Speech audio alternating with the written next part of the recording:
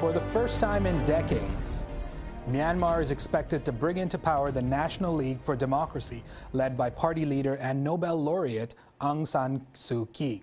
This is a major loss for the Union Solidarity and Development Party, which was created by the military junta and led by retired generals. Suu Kyi and her party were first voted into power in 1990, but were denied the win. The military has said it would accept the outcome of the vote, but analysts say it's unclear if Suu Kyi and the generals will be able to share power. The Egyptian military has released investigative journalist and human rights activist Hossam Bahgat.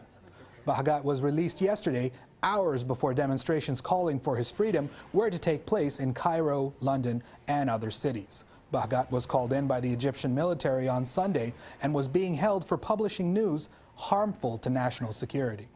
It is unclear whether or not Bahgat can still be charged even after being released. In European news, the 21st Annual United Nations Climate Conference will take place from November 30th until December 11th in Le Bourget, France. Canada's new Minister of Environment and Climate Change, Catherine McKenna, will be attending the conference. McKenna will be returning from France today, where she met with her international counterparts to prepare for the meeting. There are over 190 countries expected to attend this conference. A recent uptick in violence in Hebron has seen 77 Palestinians and 10 Israelis killed since October. Drawn-out conflict has severe repercussions for the mental health of those who live in affected areas, particularly children. Doctors Without Borders mental health activities manager Natalia Garcia says the schools are having to carry out mental health first aid for children affected by trauma. Some families are keeping their children from attending school for fear that they could be injured or killed. Canada's military has announced that it is preparing to house over 12,000 Syrian refugees. This would mean that the military can house almost half of the 25,000 refugees expected by the end of the year. Chief of the Defense Staff, General John Vance, ordered a review weeks ago so that the military could be ready in case the government called for support. The refugees will be housed in cadet summer camps and military training facilities. The Liberal government will begin the process of consulting Canadians on how best to proceed with an inquiry into missing and murdered Aboriginal women. Canada's new Minister of Indigenous and Northern Affairs, Carolyn Bennett, said in an interview with the Canadian press that the process will involve speaking with the families of victims, provincial and territorial representatives, as well as grassroots organizations on how best to proceed with the inquiry. During the election, the Liberals promised $40 million over 2 years for the inquiry.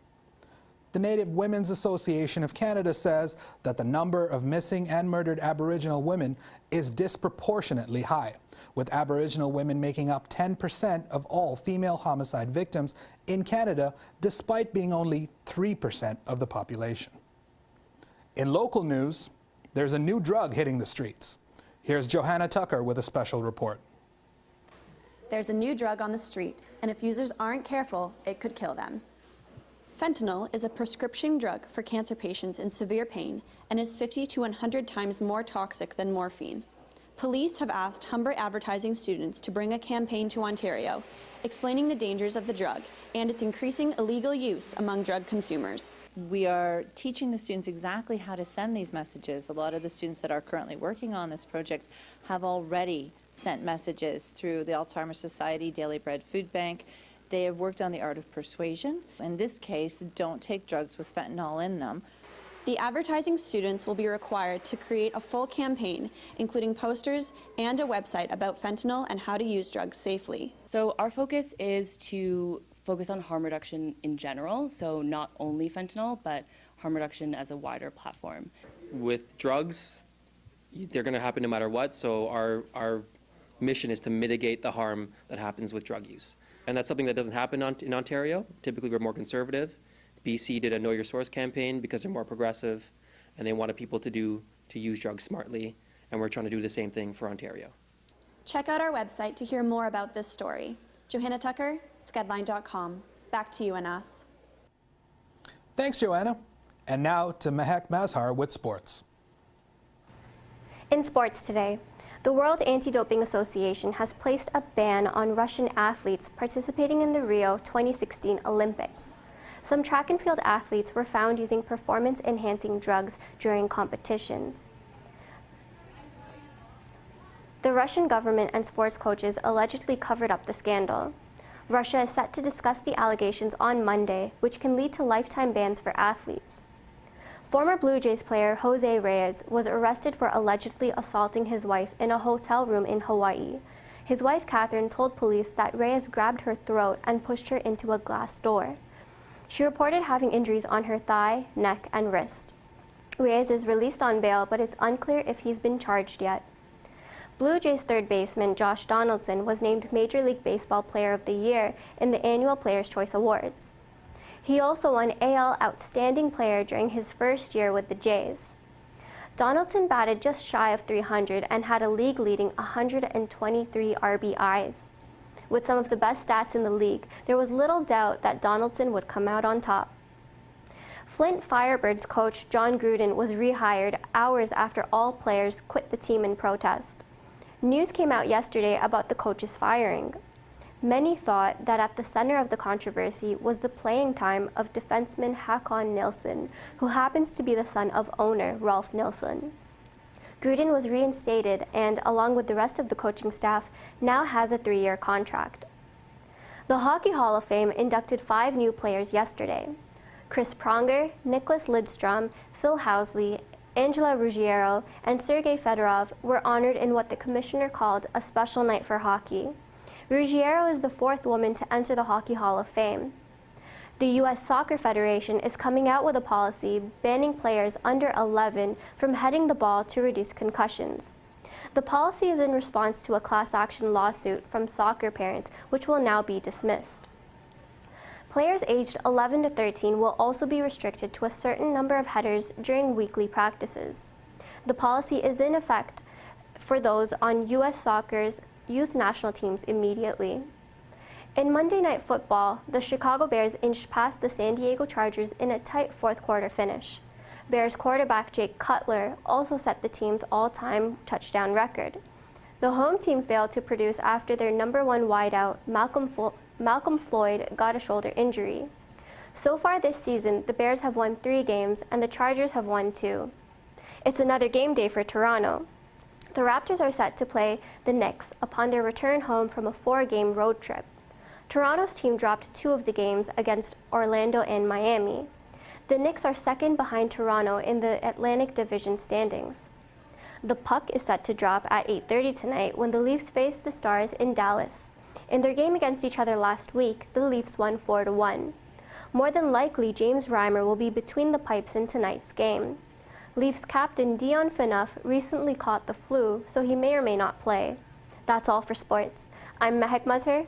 Back to you, Anas. Thanks, Mehek. In Toronto news, syringes were found taped to doors at Nathan Phillips Square for the 2nd time in the past couple months. A video released by Toronto police shows a man tying syringes to the City Hall's main doors and fleeing the scene. Police say the caps were still intact on the needles, and the syringes have since been removed by security. Thankfully, no injuries have been reported, and anyone with information is asked to contact 52 Division. The Toronto Transit Commission is looking into a fare hike next year in an attempt to make up $53 million in order to balance the books for 2016. Some of the suggested fare changes were increasing the single fare ride by 25 cents and increasing all other fare prices by 10 cents. Now, this includes day passes and senior rides. The board ruled on a price freeze on Metro passes and to begin subway service 1 hour earlier on Sundays, making the start time around 8 a.m. Last night, the Peel District School Board voted in favor of giving high schools the option to enforce school uniforms. The board says they have the support of 75% of parents. After introducing a pilot project in 2014, they say they have seen a positive change in attendance and a better sense of community in the school overall. Whether students will welcome this rule or not is yet to be seen. Humber Lakeshore students can enjoy a new exhibit at the L Space Gallery. Amrita Chopra has more. Humber College's Lakeshore campus is home to the L Space Gallery. The gallery opened in September of 2012 and features artwork by students from many different academic programs. The gallery features everything from digital illustrations to lino cuts and traditional watercolors. Curator Ashley Watson says L-Space gives students opportunity to showcase their work. It's a space for students, so it's a space for them to show their work. It's a space for them to interact with industry professionals and outside organizations. The premise of the gallery is that we aim to kind of be inclusive of all students that go to Humber, right? So that it's not just for art or art on walls. We've had anything from nursing students in here to theater production to business. As you walk into the gallery, you'll notice some familiar illustrations from your favorite children's books. These are a part of an exhibit called Canscape's Paging Imagination. The premise behind this exhibition is that it really trying to show their process, so how they get from an initial idea to the very end product that you see in some of the books that we have featured here in the gallery. So everything from Franklin to Robert Munch books that have been illustrated. Students can really kind of interact with different pieces, and it's quite nostalgic kind of walking in here and looking around and kind of seeing where these pieces came from. Activities for student will include presentations by artists as well as art supplies to bring out your own creative side. Canscape's Paging Imagination opens this evening at 6 p.m. and runs until November 20th. I'm Amrita Chopra, Skedline.com. Thanks, Amrita. And now we head over to Irvin Solitario with entertainment. Thanks, Anas. The 2015 Scotiabank Giller Prize winner will be announced in downtown Toronto at the Ritz-Carlton Hotel at 9 p.m. tonight. Samuel Archibald and Heather O'Neill are the two authors competing for the prestigious Canadian prize. The winner will receive $100,000 in prize money. The annual gala will be hosted by comedian Rick Mercer. Speaking of prestigious awards, Sir Benedict Cumberbatch was given the Commander of the British Empire Award from Her Majesty Queen Elizabeth.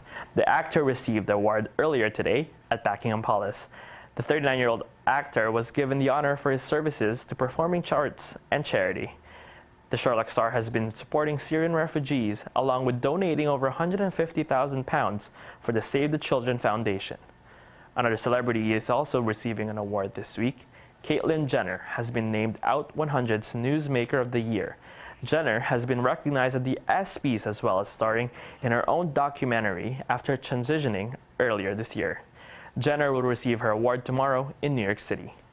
Another story related to Caitlyn Jenner is Kanye West. Can you believe it? Kanye forgot the lyrics to his own song this weekend. Yeezus was at Kris Jenner's 60th birthday party and started to sing his hit song, See Me Now. While performing, Kanye forgot the lyrics to his 2010 hit and started singing 50 Cents in the club instead. I guess Kanye needs to take a break on fashion designing and focus more on singing. But here's a celebrity that hasn't forgot her lyrics. Celine Dion is going to be touring Montreal for the first time in 7 years. The Canadian singer announced yesterday that she will tour around Quebec, including Montreal, in the summer of 2016. The 47-year-old Canadian icon will hold 6 concerts between July the 31st and August the 21st. Tickets go on sale Friday, November the 13th. In other entertainment news, Steve Nash is teaming up with the CBC to produce a new basketball drama. The retired basketball star is working to create a 1-hour show set at an elite basketball academy in Toronto. Nash will be the producer, and the tentative title for the show is Hardwood. Nash and the CBC figured that with the rise of basketball in Canada, Hardwood will help continue to grow the popularity of the game. From a galaxy not so far away, longtime Star Wars fan Daniel Fleetwood got his final wish and was given a private screening of the latest installment of the series. Disney set up a screening of Star Wars The Force Awakens for Fleetwood and his wife in his hometown of Spring, Texas. Unfortunately, Fleetwood died in his sleep early this morning after losing his fight with cancer. A GoFundMe page has been set up to help Fleetwood's family pay for medical expenses. And that's your entertainment news now. I'm Irvin Solitario. Back to you, Anas. Thanks, Irvin. A lockdown drill took place earlier today on Humber's Lakeshore campus. Let's head over to Andrew Escobar with reactions to the drill. The Department of Public Safety held a mock lockdown procedure at Humber's Lakeshore campus for students to practice their safety routine. In 2007, the Legislation Assembly of Ontario passed Bill 212, amending the Safe Schools provisions of the Education Act that requires schools to have a minimum of 2 safety procedures for each school year. We asked students about the importance of these procedures and whether or not they feel prepared for a worst-case scenario. I feel that they are important, but if someone knows, if they've been into our school system or have been in our country for a while, they know where we are already. So I think they need to change it out. My teacher was fully lost, so she didn't really know what to do. The students actually guided her, and we just ended up sitting there, but we were still talking. So I didn't think it really prepared anyone. It prepares you, so in the end it's important because you know what you're supposed to do when something serious does happen on campus or even some other public places. So I feel that they're very important, and there should be more practice drills, in my opinion. I mean, not really, because most of the students are already here. They've been through a lockdown procedure in high school, so they know what to do, when to do it, how to do it. In case you did miss today's lockdown exercise, you can visit humber.ca for more details. This is Andrew Escobar, Skedline.com. Thanks, Andrew. In other Humber news, the Lakeshore campus is scheduled to get a Starbucks by next August in the new Welcome Center. The news is receiving mixed reviews from students. Starbucks has also recently come under fire from some Christians because of their decision to keep their holiday cups a plain red. In previous years, the coffee chain's holiday cups have been decorated with Christmas bulbs, snowmen, and even reindeers. But their decision to take it all away has some Christians feeling like the company is declaring a war on Christmas. Starbucks says that the simple design was only meant to encourage customers to decorate the cups with their own stories. Let's find out if the rain is ever going to let up. Here's Brian with the weather. Thanks, Anas. Make sure you have your umbrellas today because rain is in the forecast. Right now, light rain is coming down. Today we'll have a high of 10 degrees and a low of 8. It's chilly and windy, so make sure you have your jackets. The rain is expected to last till midnight, so it will affect those who are driving this afternoon and those who are going to the Raptors game tonight. Now let's take a look at the current conditions in the GTA. As you can see, rain has started to come down from Milton in the west to Scarborough in the east, with temperatures hovering from 7 to 9 degrees. Now, for your Remembrance Day forecast in the next 5 days, let's head back inside the dry and warm studio with Ryan Swain. Ryan? Thanks, Brian. Keep dry. It's time to bundle up, folks. For those attending Remembrance Day ceremonies, we have a mixture of sun and clouds with a high of 11 and a low of 7. Thursday, we bust out the umbrellas once again with a high of 12 and a low of 8. On Friday, it clears up a bit with a mixture of sun and clouds and a chance of rain with a high of 8 and a low of 3. Saturday, it cools down quite a bit with a high of 6 and a low of 2. And on Sunday, it rises back up a bit with a high of 10 and a low of 4. That's your weekly forecast. Back to you, Anas Siddique, in the studio. Thanks, Ryan. Tomorrow, November 11th, is Remembrance Day. On the 11th hour of the 11th day of the 11th month, we pause for 2 minutes of silence across Canada to reflect upon the sacrifices made by the brave Canadian men and women of our armed forces. Remembrance Day ceremonies will be held at Humber North and the Lakeshore campus at 10:55 a.m. Don't forget to wear a poppy. This is Anas Siddique for Skedline.com. Until next time.